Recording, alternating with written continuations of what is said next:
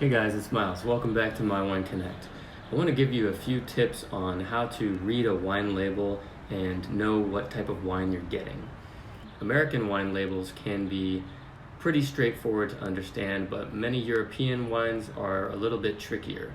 So I'll give you a few tips and tricks on what to look out for when you purchase a bottle of wine at the wine shop or at a restaurant.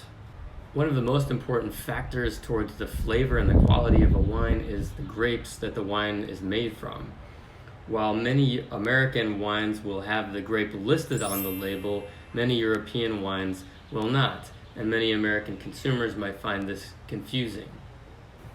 Rather than listing a grape variety on the label, many European wines will be labeled according to their appellation of origin.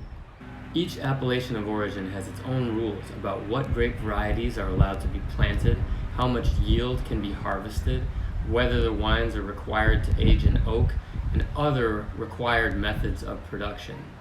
The Italian wine on the far end is labeled Gattinara. There's really no way for me to know unless I Google search or I ask my wine shopkeeper or my sommelier what grapes are in Gattinara. And from experience, I know that the grape in this wine is Nebbiolo. I can see also that this wine has a banderole around the capsule that indicates this wine is a DOCG wine, which is the highest quality tier of the appellation of origin system in Italy, which they call the Denominazione di Origine Controllata e Garantita. The middle wine is a wine from Burgundy, France. But again, just by looking at the label, I wouldn't know that because on the label, all I see is the name Océ de Res and in quotation marks, Les Vireux, and then the name of the producer who bottled the wine. So I know from experience that Océ de Res is an appellation of origin within Burgundy, within the region, and also that the quotation marks mark the site of the vineyard where these grapes were grown. Theoretically, the appellation of origin should guarantee a certain level of style and quality. However, it doesn't always end up being the case that a wine labeled as DOCG or AOC, as in France, is going to be a fantastic bottle of wine. As a general rule, the more specific the geography that you see on the label, the higher quality the wine should be.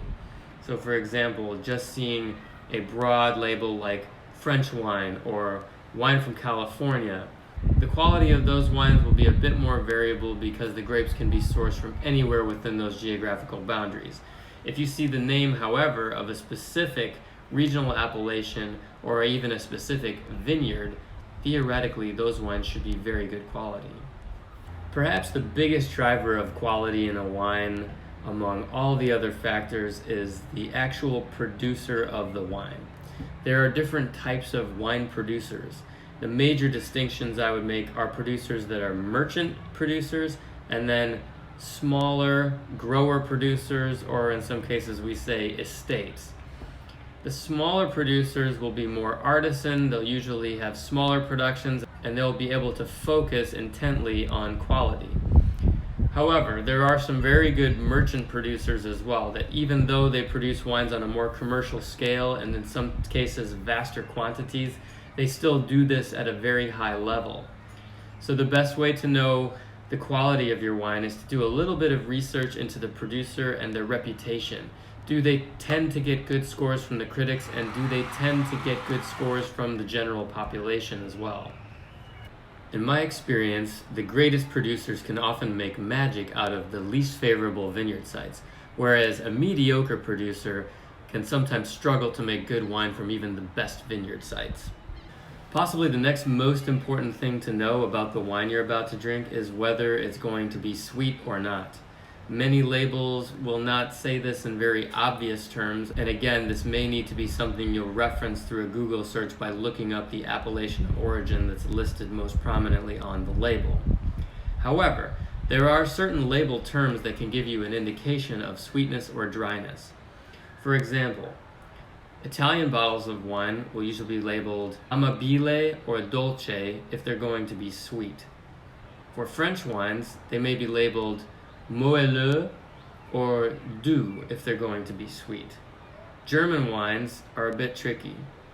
German wines that are dry and not sweet, particularly German Rieslings, will usually have the words Trocken or a capital GG listed on the label. This stands for Grosses Gewächs, and that means that the vineyard is an outstanding vineyard and the wines will be made in a dry style. However, other German Rieslings may carry a Prädikat designation. They may be labeled Kabinett, Spätlese, or Auslese. These are ascending degrees of sweetness in the wine. You might also like to take note of the alcohol percentage in the wine. Some wines, particularly wines from warmer climates such as Spain or California or Australia, can reach significant levels of alcohol, leading up to possibly even 17% in some cases. So a wine with 17% alcohol will taste quite different from a wine that's only about 10 or 12% alcohol. The lower alcohol wines will be lighter and much easier to drink more of than a heavier, higher alcohol wine. Thanks so much for tuning in, and if you're interested in exploring your palate for wine more, please reach out to me on mywineconnect.com and ask about an Explorer wine pack. And also, please leave a comment if you have a different wine topic that you'd like me to discuss. Let me know if you have any questions, or let me know if this information was helpful to you at all.